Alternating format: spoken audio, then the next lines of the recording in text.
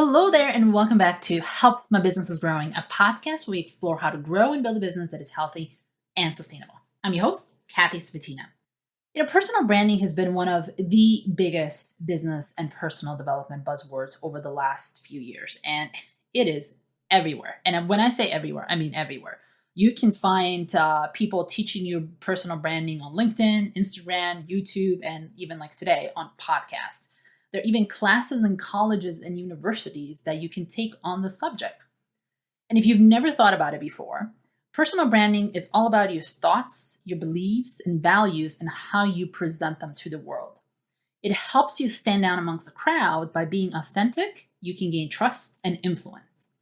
And those that have a solid personal brand also track business and career opportunities, and many have become thought leaders and have grown their influence. So, why are we talking about this on this podcast?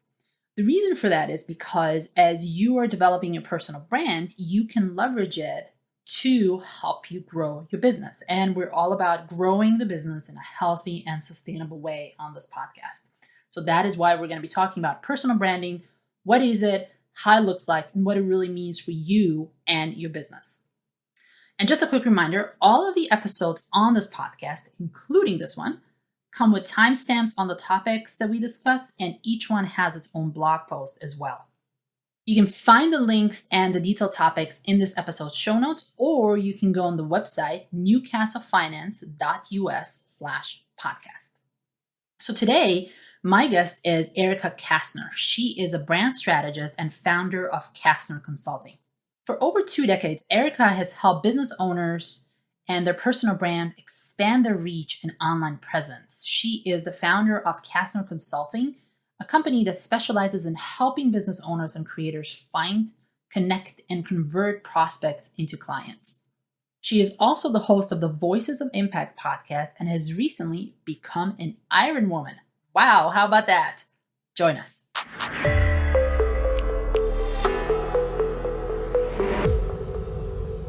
Welcome to the show, Erica.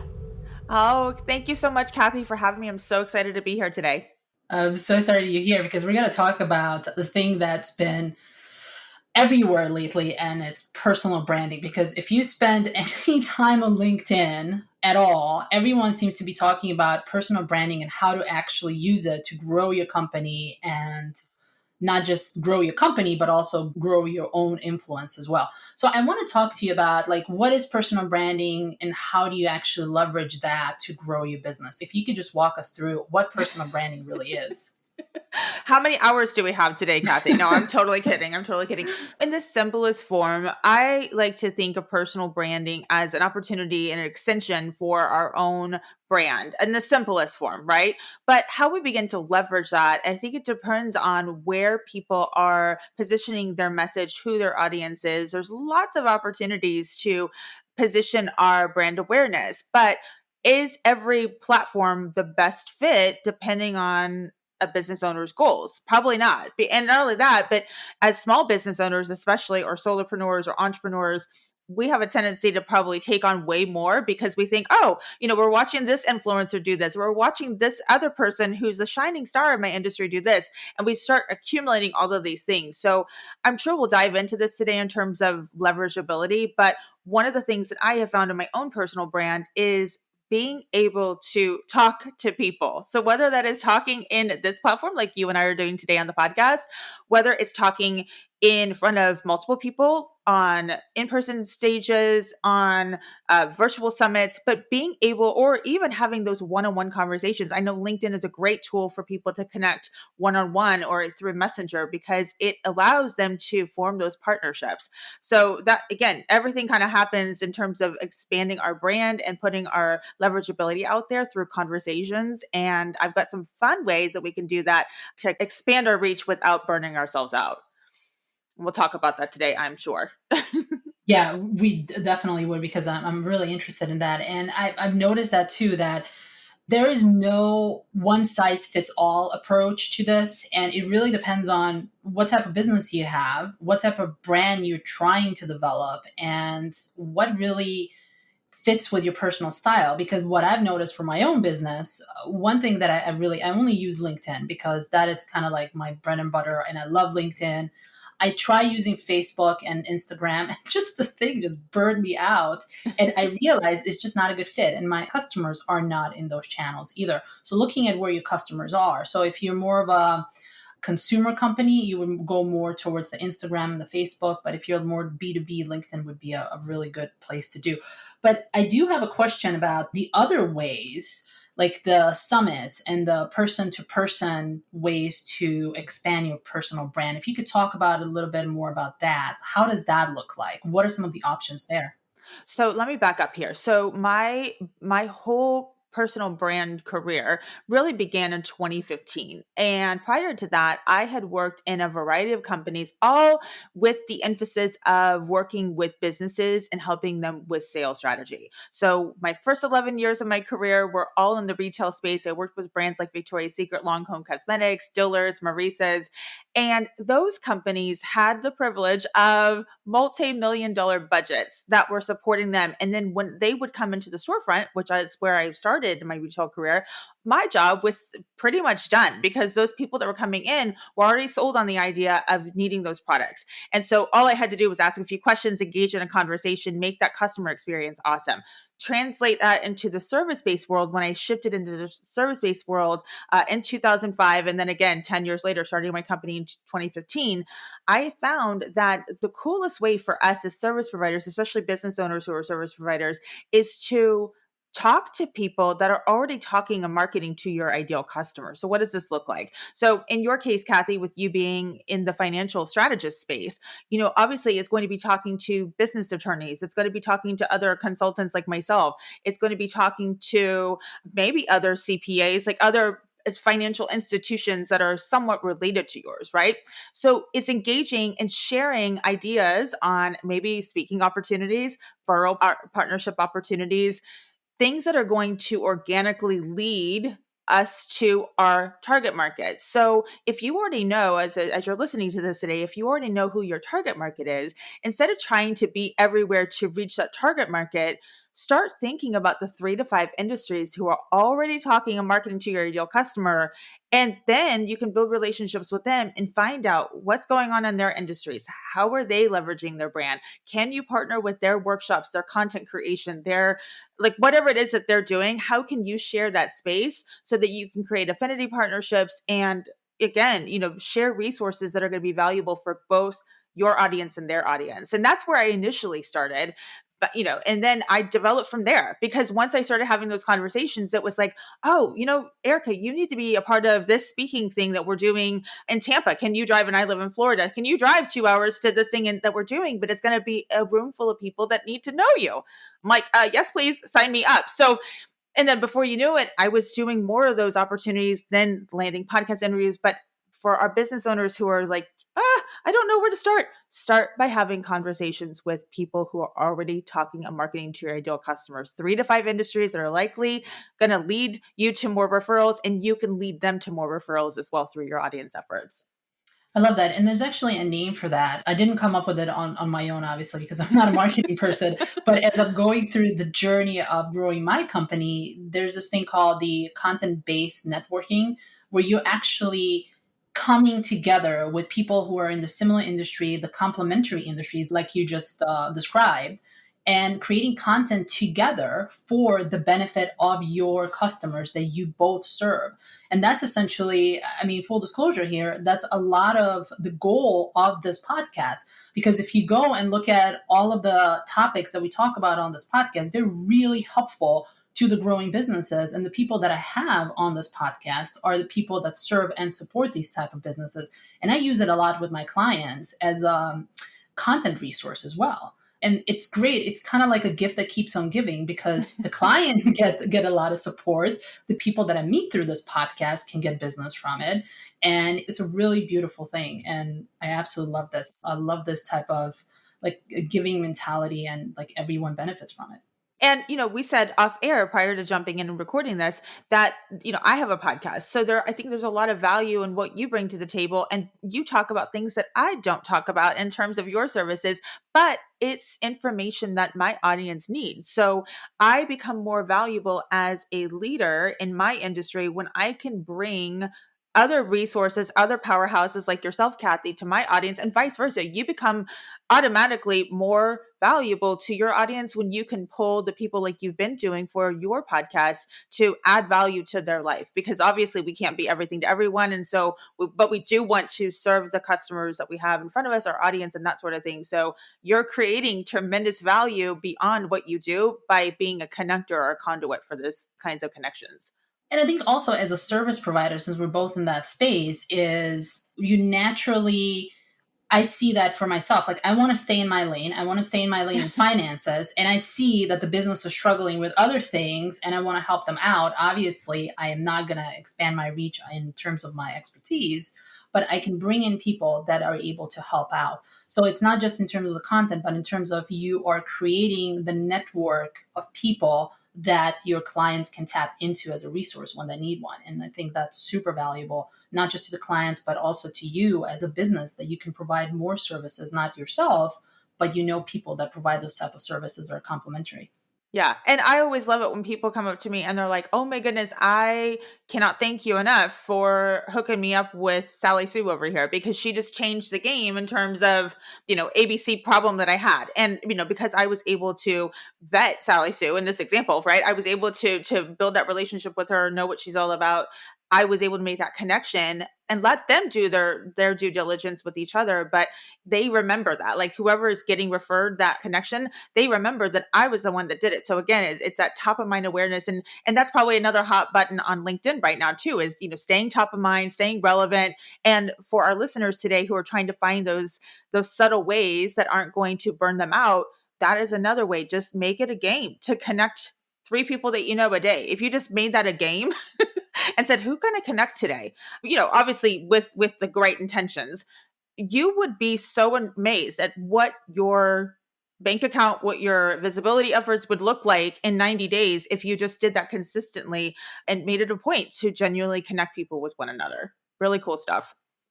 Are there any other ideas that you have when it comes to expanding your reach? So we talked about, connecting with the providers or with businesses that are complementary to yours, connecting with 3 people a day. Is there any other ideas that you have that people can use to expand their reach?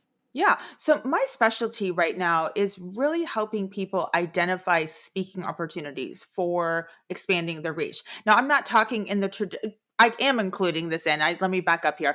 I guess in the traditional sense of being in a room full of your ideal customer, being able to talk with a microphone and letting people know that who you are and how you can help them is a way that you can do that. But in today's digital age, there's so many ways that we can leverage video. We can leverage podcasting. We've kind of alluded to that already. We can leverage even virtual summits. But getting access to those opportunities, again, start with having those conversations, those one-off conversations. And a lot of people, they make the mistake of thinking, well, I want to scale. So I can't have these one-off conversations all the time because I'm never going to scale. That is where the magic is, because if you try to go pitch yourself to a bunch of speaking opportunities or a bunch of podcast guests, opportunities, there's a good chance that the person that's on the receiving end of those pitches, if they don't know you, they're going to pick somebody that they likely know, or they're going to pick somebody that they likely have some sort of awareness for. Maybe they don't know them personally, but because they've been visible, because they have proven their worth and their value in the industry, people that are picking podcast guests or people that are picking speakers for big conferences, they are going to pick names that they know, people that they have already trusted. So part of our responsibility as business owners is to beat our own drum, like go out there and start engaging in conversations, and not necessarily just selfishly, but how can we, find out what other people are doing and letting people know that we want to expand our reach through speaking opportunities. And if we start doing that, if we start telling enough people that, eventually people are going to be like, oh, you know what, Kathy, I was just talking to her the other day and she needs a podcast guest for fill in the blank industry. And because if you're listening to this and you've jumped on a call or you connected with Kathy and her LinkedIn, all of a sudden now you are top of mind in Kathy's eyes, you are top of mind in this other person's eyes. So again, we want to look at this big prize and we say, gosh, I want to be the speaker on these podcasts and I want to be a speaker at this conference. But if we're not doing this baby step of building relationships, and I don't even want to say baby step, it's a huge step, but doing that foundational work to build those relationships, like, oh, we could pitch 11 trillion people and we're never going to get our foot in the door because we haven't taken the step to initiate conversation and build trust in that rapport. And people that listen to this podcast know that I absolutely love actionable things. So let's say a hypothetical problem where someone wants to go and be a speaker on a TEDx talk, right? Mm-hmm. What would be the steps that you think someone would have to take to get there? Because being a relatively unknown entity, business or, personal brand, going to a TEDx talk, it's a big jump. So like, what are some of the steps that you think someone can take to get there, to get to that stage? Well, I haven't spoken on a TEDx stage, but I've spoken on a number of other big stages. Mm-hmm. And one of the things that I could suggest to somebody that is looking at TED or TEDx or some other big known name conference in your own industry is, what are you doing to go speak to 3 people at the same time? Like, what are you doing right now? Let me use my own example for a moment. So before I started my company in 2015, I knew I was going to be doing it. I just hadn't made that announcement yet to the world. And one of the things that I did was I hosted my own workshop. And it was the scariest thing because I was like, I don't know who's going to show up to this thing. And I didn't have very many people showing up. I think 2 of the people in my room were my husband and then our his daughter, but my stepdaughter, and 5 other people that I begged and pleaded to come. So I didn't have an empty room. Right. And I showed up for those 7 people in that room as if I was showing up for 700. So the step number 1 is think about what is already accessible to you in terms of those speaking opportunities. If you can't go rent a room right now and go have an in-person speaking opportunity, could you turn your camera into selfie mode and start talking on a live stream? What can you do to start exercising your voice now to start building up your confidence, start building up what works, what doesn't in terms of your style of speaking, and doing that and making a commitment to do that at least 20 times before you even apply to something that's massive or big? Because the last thing I want anybody to do is like to go have their first experience with speaking, go be something like a TEDx talk where it's a big deal and they screw it up. They don't like have the confidence and they don't have the skill because they haven't practiced and they haven't worked their way up. So if you're listening to this right now, and again, if you're thinking aspirationally, I want to go speak at a big conference one day, if that's your goal, or a big podcast or whatever it is, start with something that's local. If you can't do that in an in-person capacity, go create content, create live stream content where you're exercising your voice, you're practicing topics that resonate with you, but you can get some feedback from other people that will give that feedback to you so you can figure out what works and what doesn't. And then you can take that information and go apply for those bigger speaking opportunities. And you're more rehearsed, you're more confident in those abilities, and you're more likely to stand out because you have the practice in. Yeah, I like that because it's intimidating if you've never done that before, going from basically 0 to a 100. And there's a lot of opportunity, unfortunately, for failure. So like doing the baby steps, it's something that you can get yourself more accustomed to, more comfortable in that capacity. Yeah. And one of the things that I tell people too, it's so funny because I'll get a lot of compliments on, and I'm very grateful for these compliments, but I'll get compliments and they'll say, Erica, you're so confident in your speaking, or you're so confident in your videos. And I'm like, okay, let's go back to 2014 when I first did that event in my hometown, or let's like go back to my first YouTube videos where my camera was looking up at my nose and I sounded nasally. Let's go back to those moments where I did it all wrong. I evolved. I continued to go back to the drawing board and practice my skill. And now what you see as we're recording this, it is definitely a lot of years in the making to get to this point. So you don't have to have a lot of years, but if you made a commitment as you're listening to this today, if you just said, I'm going to make a commitment to go live for 30 days, even if it's for 5 minutes, that will change the way you feel about speaking and talking and positioning your brand 30 days from now, because it's something that you can gauge. You can look at those videos and see where you've come from in that short amount of time. It's amazing and transformational if you just make those small commitments.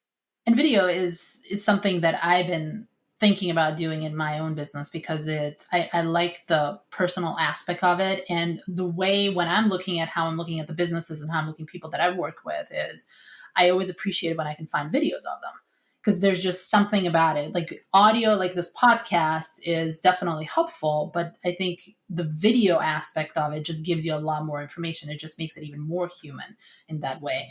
How was it for you when you first started doing videos? Like, can you walk us through this journey of like, why did you do it? And how did you get from, struggling with it to like being really good at it?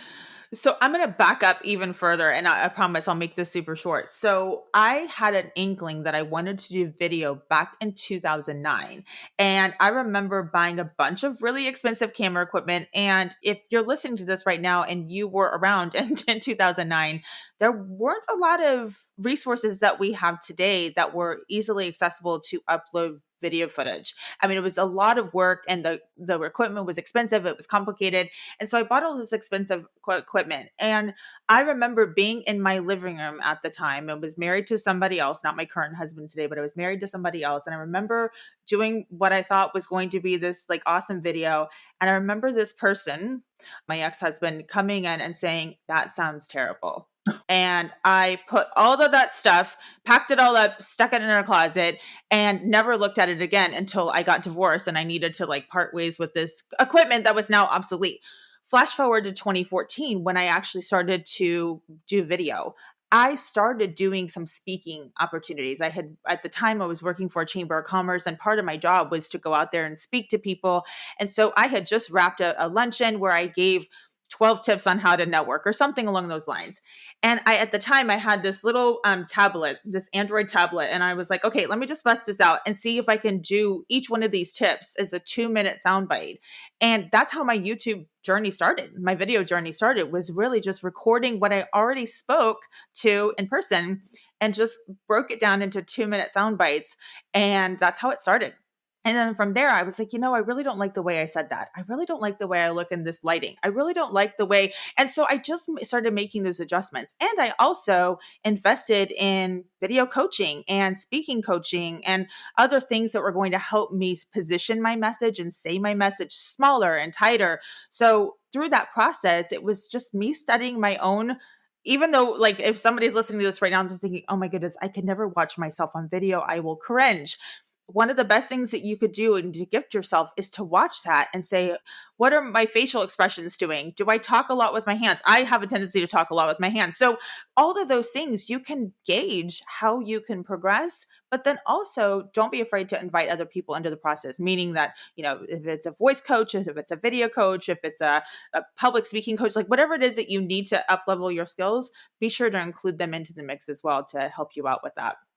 Yeah, and I've actually started that journey as well. So right now I have a video coach, and because I do want to start making videos, and I've even had a speaking coach before, because I knew that for the podcasting, there's certain things that need to happen. You have to breathe, even though sometimes I still forget to breathe. But it's a journey, and for the longest time, I really could not handle listening to myself, and now I just do it. It's just one of those things, and you learn from it.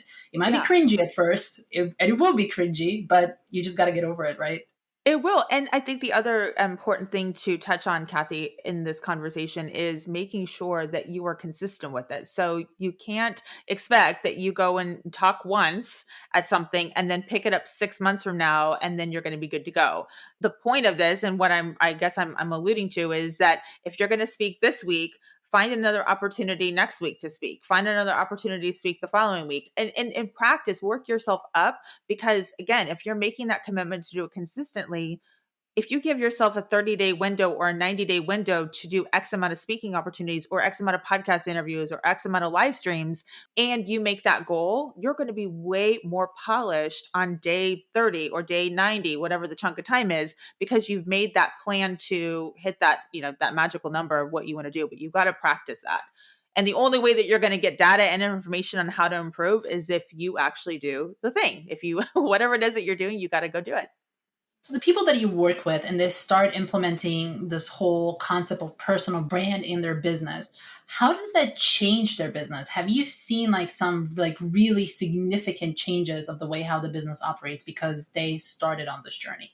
Well, absolutely. Because when we start talking about the things that we add value to in terms of our expertise, our messaging, like whatever, and now for our business owners who obviously have things to sell, their expertise is going to be the thing that they lead with. There's been opportunities where I worked in the nonprofit space before, where their donorship, that's their big goal, right? Visibility and donors and getting volunteers. So their messaging is going to be a little different, but the principles are still the same in the sense that when you have a plan, and I'm going to back up here, when you have an end result. So whatever, as our business owners are listening to this today, think about the end result. So if you ultimately want the person that is consuming your message to be a customer one day, you can't expect that the first time they hear you is going to magically, listically turn them into a customer. Statistically speaking, it's going to take 5 to 12 touches with your brand before they even take the next step. It doesn't even mean that they sign the check or they stroke the credit or they swipe the credit card. It is a process. So having a plan, having an idea of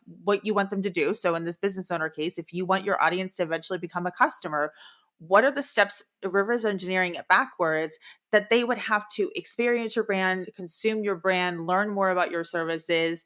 Is there a consultation process? Like, what are all those steps leading up to it? And then you can carve a personal brand plan around those steps.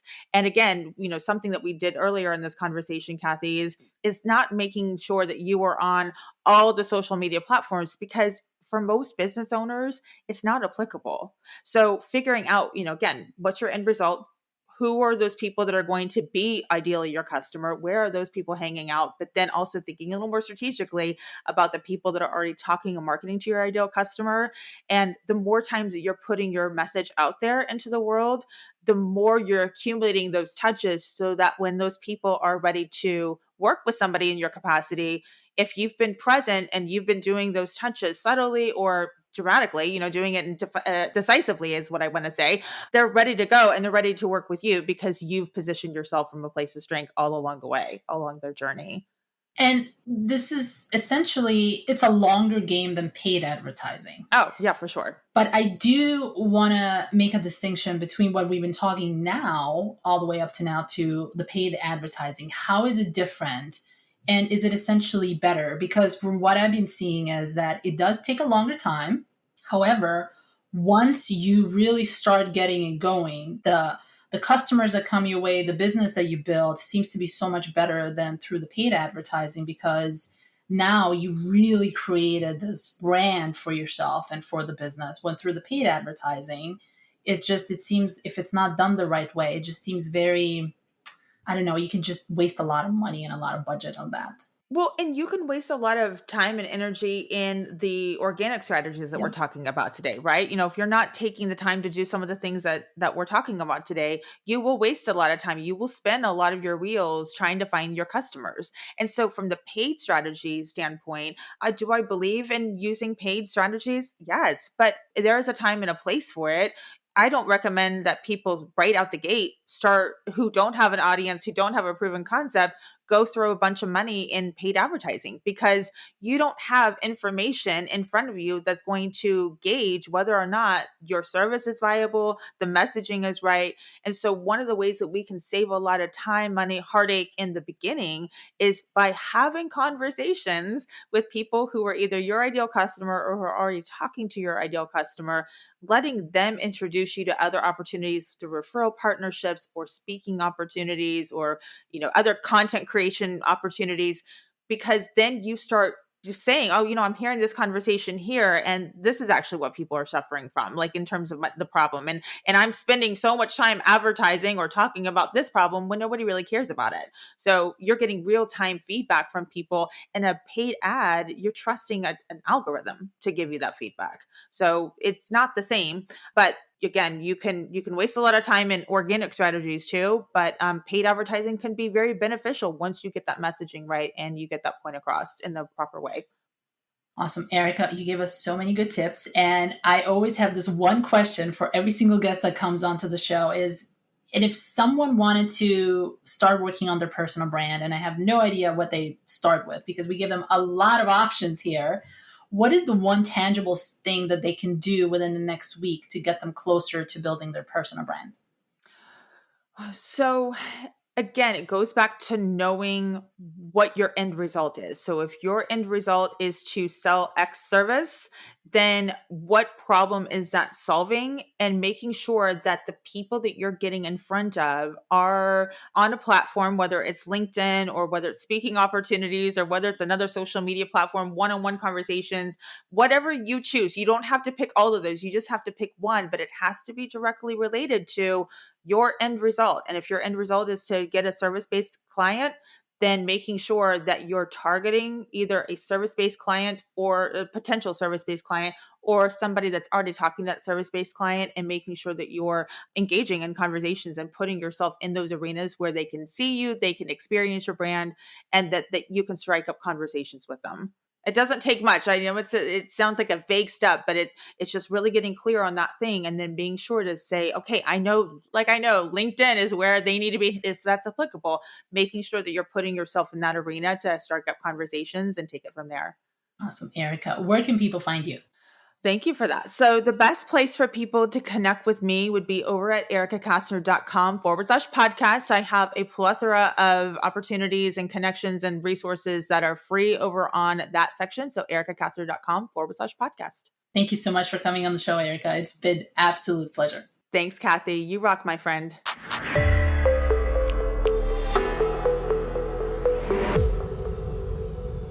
Thanks so much for joining us today. And I hope that this episode moved you into developing your own personal brand and that it gave you a lot of good ideas on how to actually do that.